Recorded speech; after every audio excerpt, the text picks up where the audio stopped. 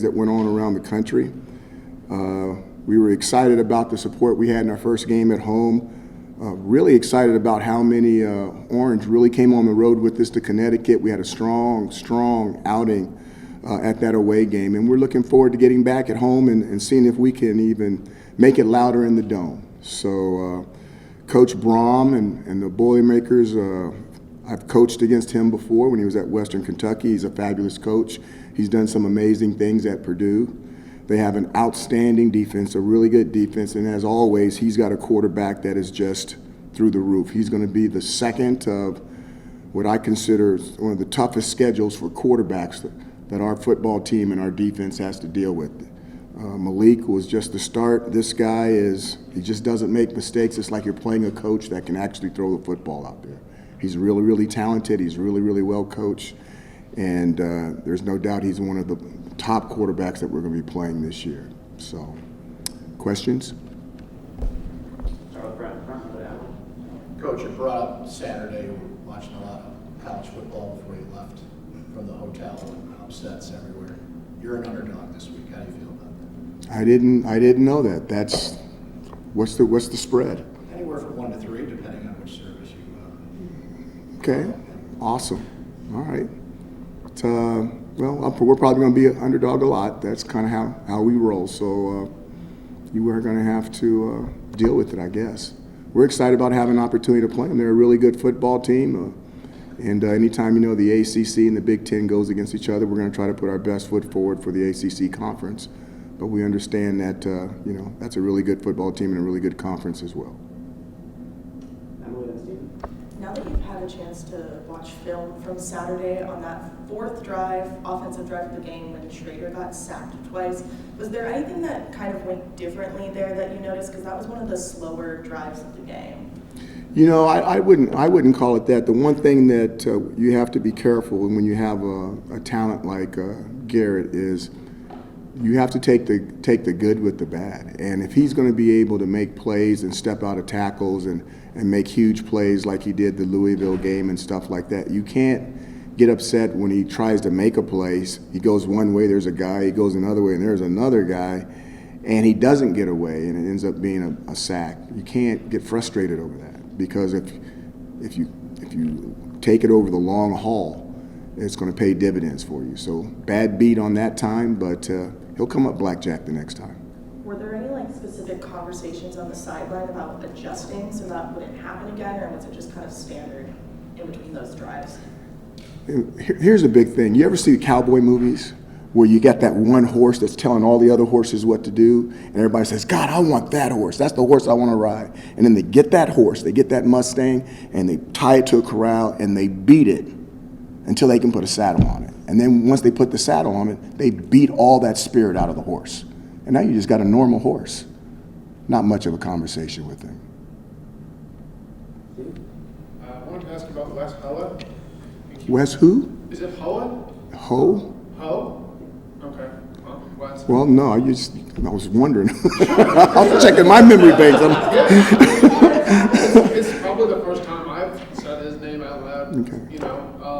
How did he get in that position when he played like 30 snaps, a lot of run blocking snaps? How did he kind of get into that role for you guys, presumably? He's someone that's been growing very quickly on the practice field.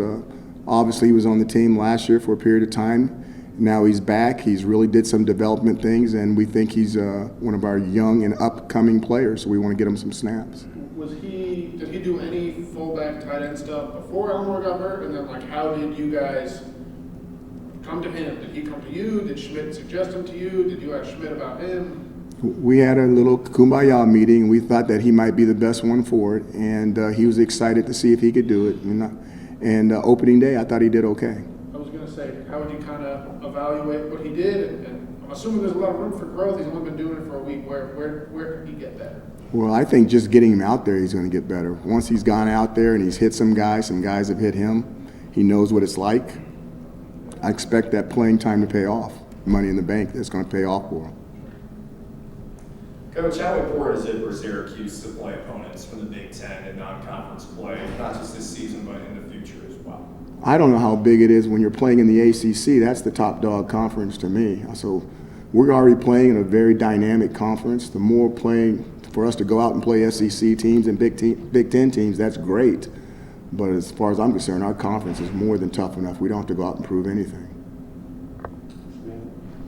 You touched on this a little bit, but obviously SU. I'm sorry, ma'am, I could not hear you. I said you touched on this a little bit earlier, but I know that SU was winning. They're going to be bringing in big numbers of fans this upcoming Saturday. I want to know if you have any thoughts on ensuring that fans get in safely. I remember what that Clemson game looked like. Do you have any thoughts on fans getting in the dome safely?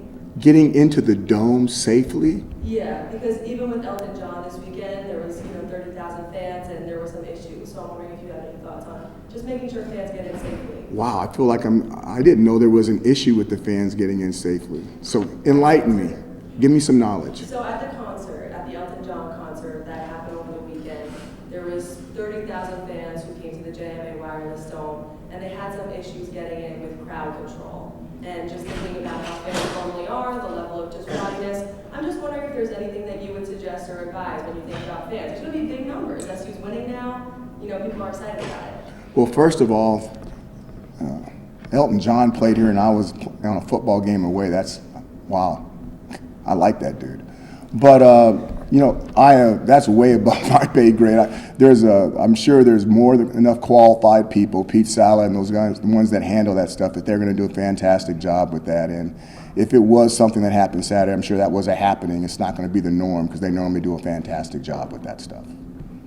You got wide receivers stepping up all across the board. It seems to be, things by committee in that room. Just how pleasantly surprised have you been with the way, how balanced things are? It seems like one receiver can, step up one week and then another receiver the next week. I'm old school. You guys know, I would love to see one guy step up and then another guy step up and have 2 or 3 guys and ride those guys all the way in. I have no issue if they want to spread it out, but wide receivers are a little bit different. You got kickers and wide receivers. They're a little bit different. And I like that attitude of, Mr. Johnson for the Jets about get me the ball. But if you're going to be talking like that, you better be producing like that. And until we get somebody that's going to go out there and be different than everybody else, I have no issues with spreading it around.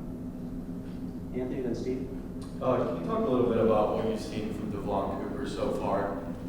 Say it again, please. Can you talk a little bit about what you've seen from Devon Cooper a little bit? Everything. He's a steady Eddie.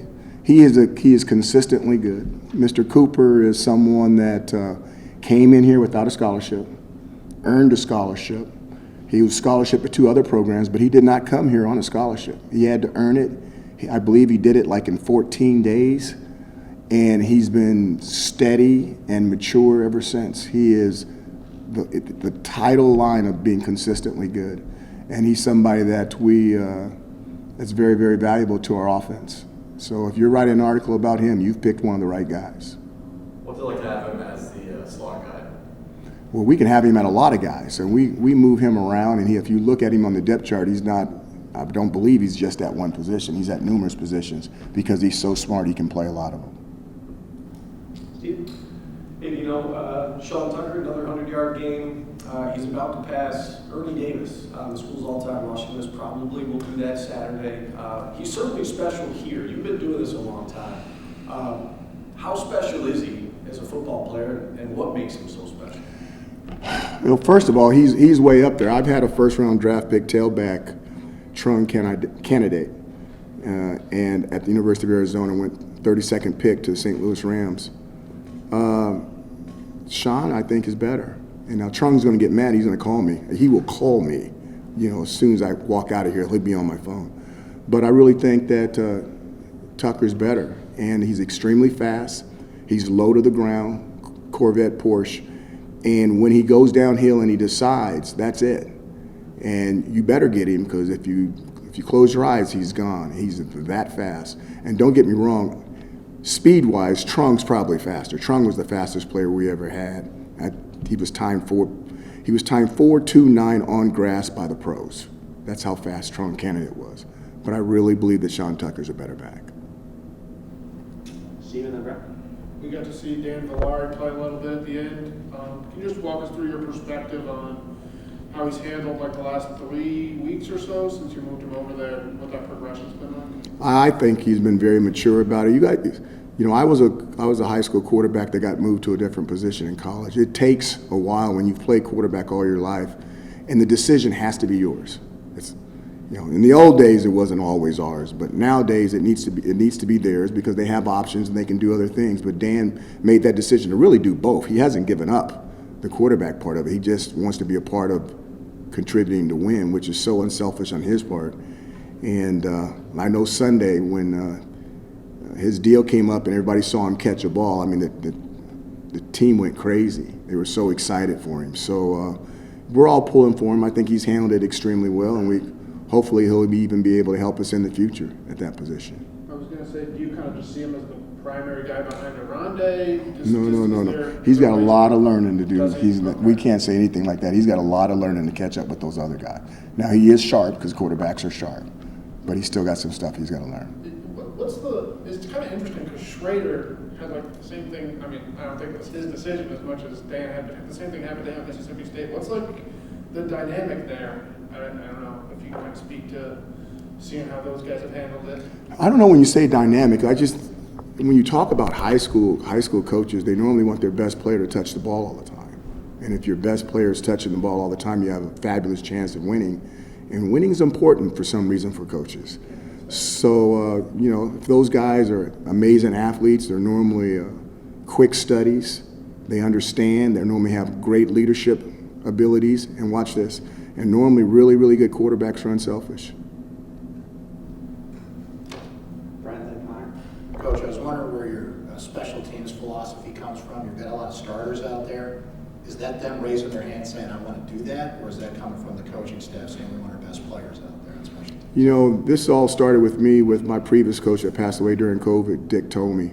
He's head coach at Arizona, San Jose State, and what a lot of people remember is Hawaii. He put Hawaii back on the map when it got started. But, we really believe that certain special teams is the first play of the defensive series or the first play of the offensive series.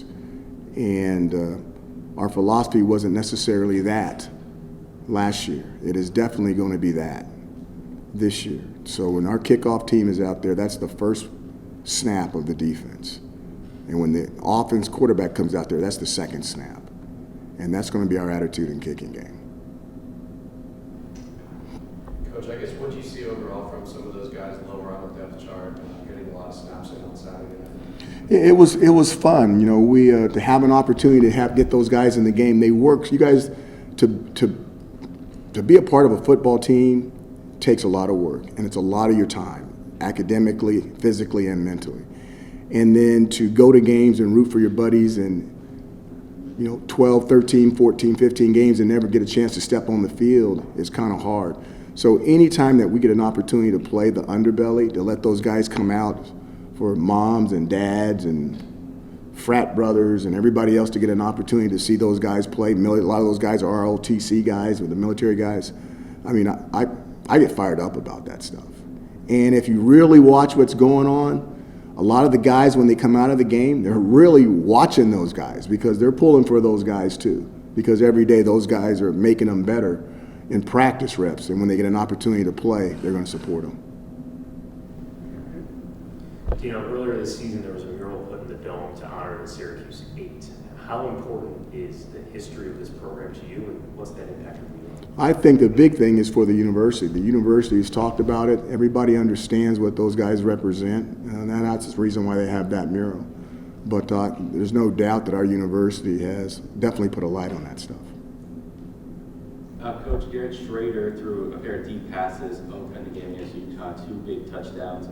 Compared to last season where we really didn't see the deep ball all that much, what does that say about how quickly the offense has adjusted this year? There was a deep ball in the Virginia Tech game.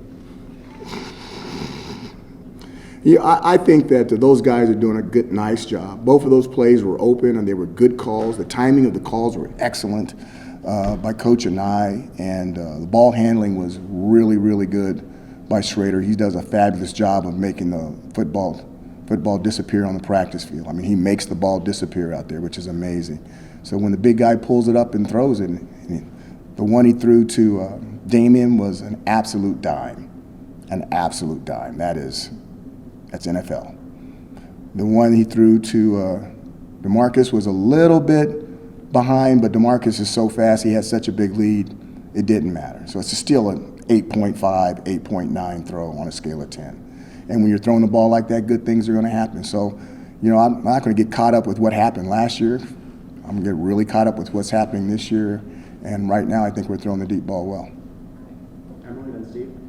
Beckett and I have both been coaching from the sidelines along with Ligashevsky and some of the other coordinators. Can you just talk about the benefit for your program, specifically having those guys on the sideline as opposed to coaching from the box? You know, when you're on the sideline, especially like your first years, you get to see guys' eyes.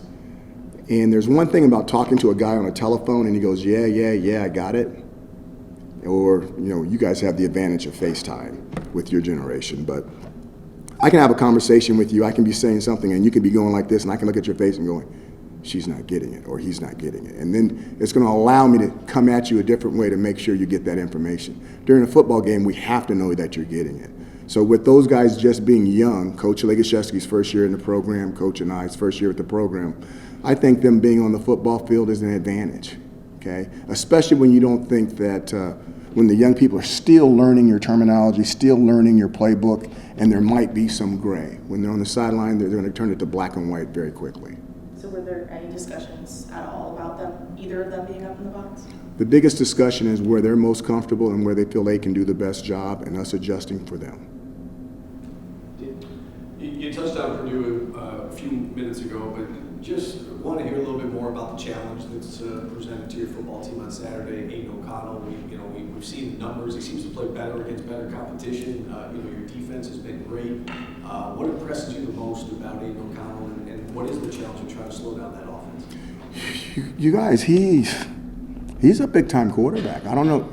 You know, Malik, this guy is different. This guy doesn't run like Malik, and he moves the ball around the football field. You see coverages roll, and you're going, okay, that's so-and-so, and I'm like, okay, that's not good.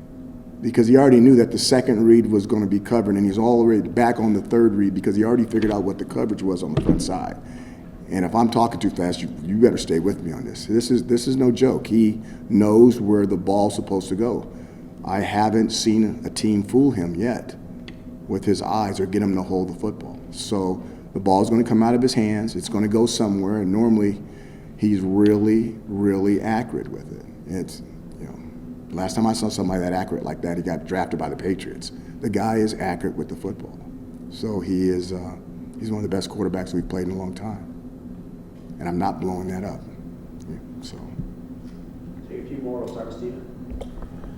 I think the defense has been really good through 2 weeks. There's probably 4 plays you want back in total. Is there a common denominator there with those explosive plays that you're trying to clean up ahead of Purdue? I think the biggest thing is hesitation. Yeah. There's been a whole bunch of plays, but you've only pulled out 4 bad ones, and I think there were some other guys on all those other plays that made mistakes, but the speed of which those guys were coming corrected all the mistakes. When I was at Arizona when they had Desert Swarm, and that defense was ranked #1 in the country, and nobody could figure it out. And I went in there and I started breaking down Desert Swarm defense. I'm never going to play because I'm coaching on offense, but I just wanted to see how it was. And I was amazed. If you go back, this is one of your studies, Stephen. I was amazed at going back and watching the tape at how many receivers were wide open. And then you go, why didn't the quarterback throw the ball? And you look at the quarterback, he's on his back. You look at the quarterback, he's going all over the place. You look at the quarterback, his eyes look like a deer in the headlights. So when you're getting pressure like that, you can cover up mistakes like that. Now, when it happens, it's usually big. But on the ones you're talking about, guys hesitated. Don't hesitate. He who hesitates is lost. Do not hesitate. Go. Just go. And when they do that, they've looked really good. And then last question, Samantha. Coach, Garrett Schrader was able to connect with so many different targets in the last game, and I want to know what that says about how diverse your team is, that there are 8, 9, 10 different options he can throw to. It's an NFL-style offense. Everybody that's eligible has an opportunity to get the ball. The quarterback is going through his reads based off of coverages and personnel matchups, and then based off of that, the ball needs to come out of his hand in a timely manner. And then The defense does a fantastic job of covering everybody. Hopefully there might be a slight lane or something for the quarterback to step through and maybe be able to get a first down if they do a fantastic job. Thank you, guys. Thanks, Coach. Thank you, Coach. Yeah. Come around quick for Larry to meet tomorrow.